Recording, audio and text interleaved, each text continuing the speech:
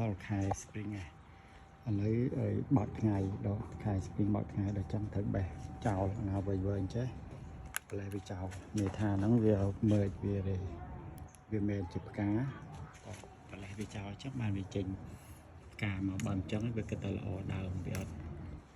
ចេញចឹងយើងតែងវាខ្ញុំកាត់ចោលអស់នេះយើងតែងមើលវាហើយចង់ទៅកាត់វាចោលដើម្បីឲ្យវាចេញផ្កាចេញផ្លែ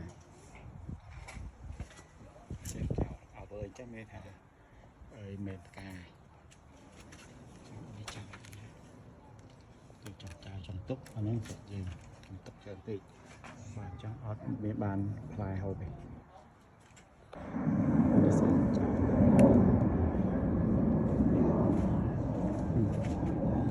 ចេញចាក់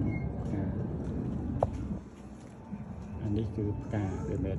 ប្រឡូកទេផ្កា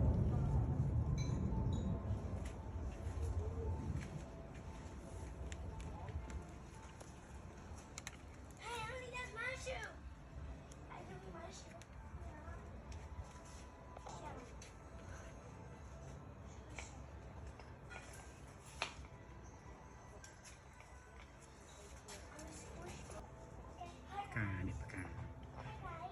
កាអាណាមូលអានឹងផ្កាអាវិញអានឹងមានផ្កាអាមើលអាវិញស្លឹកវាមើលវា